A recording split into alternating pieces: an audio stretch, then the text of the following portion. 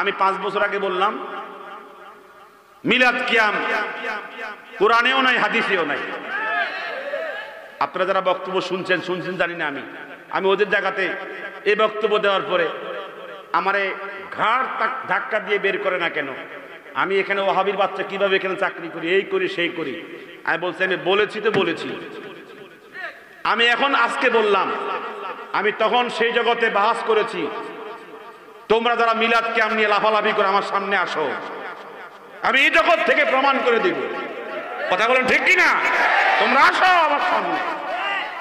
আজকে বলছি আমি তখন বাস করেছি তাদের পক্ষে, অনেক জায়গায় বিজয় হয়েছি, কিন্তু বর্তমানে আমি এই দলে এখান থেকে আওয়াজ তুলছি, আলাউদ্দিন তুমি আমার সামনে আসো, আমি দেখায় দেব। ঠিক কিনা বলেন? সে আমাকে নিয়ে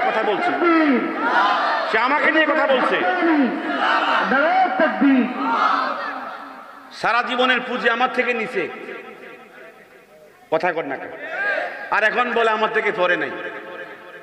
হাদিস পাশ করলো আমার কাছে, তাফসীর পাশ করলো আমার কাছে 4 বছর, 5 বছর, এখন আমার কাছে পড়ে নাই, এখন আর স্বীকার করে না। 29 মিনিট বলছি তুমি যে রাসূলুল্লাহ নূরের তৈরি আকীদা মানো, কোন কিতাবে আছে? 29 মিনিট বলছি, কোন কিতাব বলতে পারে না। পরে কয় তাফসীরে কবিরে আছে। এই তো তাফসীরে কবির তো জায়গাত রাখ, আকাইদে নসবীর কোন জায়গাতে আছে?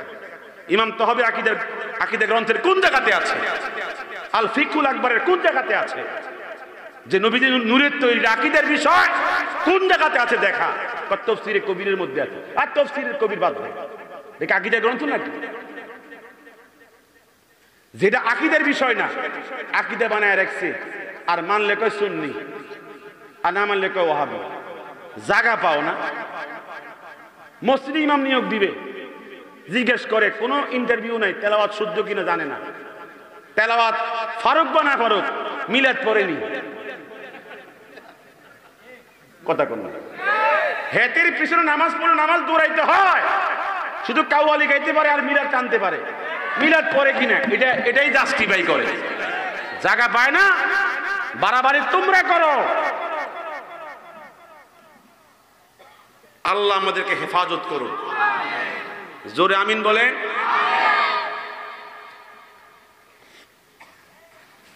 আমারে মুরব্বীরা বলছে বয়ান করার জন্য, এগুলো বলতে নিষেধ করেছে, কিন্তু আমার কষ্ট, এদের জগতে চলতে চলতে বিরক্তি হইতে হইতে চূড়ান্ত ভাবে এত বিরক্তি আমি যেখানে যাই, হুজুর অমুক জায়গায় অমুক হুজুর আসছে, আঙ্গরে খোঁসাই গেছে, আপনি একটু খোঁসাই দেন। আজকে যেখানে আসছি কেউ কি বলছেন আমাকে খোঁসাই দেওয়ার জন্য? কোনো খোঁসাখুসি নাই। আমি তো তখন বয়ানে করছি। কি বয়ান করছি না? আমি ইসলামী বয়ান করছি, আমি নিয়তের বয়ান করছি। এই সারা দেশে অমুকে খুঁসাই দিচ্ছে, আপনি একটু খুঁসাই দেন। অমুকে গোসল করাইছে সাবান ছাড়া, আপনি সাবান দিয়ে গোসল করাই দেন। আল্লাহ আমাদেরকে হেফাজত করুন। কষ্ট পাইছেন আপনারা না? আসলে মূলত আমি নিজেও মানসিকভাবে আমার নাকি 1 মাসের মধ্যে এই করবে সে করবে, কি কি কয় না, এগুলো সব আল্লাহর নিকটে ছেড়ে দিয়েছে। আমার তো বাকি আছে মৃত্যু। আমি চাকরি, সরকারি চাকরি কেউ পায় না, এটা দিয়ে লেছি যে আমরা লই যাবে চাকরি। আল্লাহ পাক যেন আমাদের সকলকে হকের উপরে মৃত্যু পর্যন্ত ইস্তেকামত থাকার তৌফিক দান করেন। একদিন আপনাদের কসবা আছে না, কসবা, এখানে ঢুকছি মাহফিলে, তো আমারে হয়তো ভুলে নিয়ে গেছে। এক হুজুরে মহিলাদেরকে মুরিদ করতে আছে, মহিলা করে কি করতে আছে? মুরিদ করতে আছে। নাম করলে চিনবেন, হুজুরের নাম করলে চিনবেন। এবার আমাকে মূলত নিত আরেক ঘরে, তো ভুলে কমিটি আমাকে ওই ঘরে নিয়ে গেছে। আমি যখন ঢুকছি গিয়ে দেখি জমা এই হুজুরের সামনে এত সুন্দর সুন্দর বেড়ি। এবার হুজুর লজ্জা পাইছে, আমি নিজেও লজ্জা পাইছি। পরে আমি মাহফিল কমিটিকে বললাম, কি আপনারা এখানে আনছেন কেন? হুজুর আপনার তো ঘর ছিল আরেকটা, আগে যাক তো আইন বুঝছি, হুজুরদের কি কিছু গোমরটা তো বুঝছি। এদের এই আকীদা জানেন, এরা বলে কি জানেন, যে কিছু বন্ডপীর আছে, যদি মেয়েদের চেহারা এখন সে না দেখে, হাসর মাঠে চিনব কেমনে?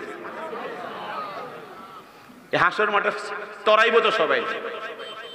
হে হাসরের মাঠে তরাইয়া জান্নাতে নেওয়া লাগবে যে, এই জন্য চেহারা ভালো করে দেখে চিননের জন্য। খবিশের খাড়াইশ, এর থেকে নির্লজ্জ, এর থেকে বেহায়া, এর থেকে জাহেল, এর থেকে ভণ্ড আর কি হতে পারে? ঠিক কিনা বলে? ইসলামের শরীয়ী পর্দাকে যে এভাবে ব্যঙ্গ করতে পারে, তার শাস্তি হয় না, তার জন্য আন্দোলন হয় না। কথা বলেন ঠিক কিনা? হিজাবকে, ইসলামের ফরজ বিধানকে সে তুচ্ছ করেছে, তাচ্ছিল্য করেছে। এই সমস্ত বন্ডপীদের রাস্তাটাকে বাংলার জমিন থেকে নস্যাৎ করতে হবে। ঠিক কিনা বলে?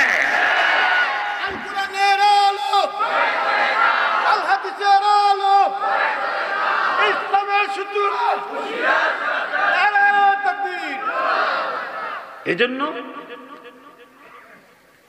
আমি আশ্চর্য হই যে এদের জগৎ এমনি, তারা আমার অনেক কষ্ট পাইছে আমার কারণে।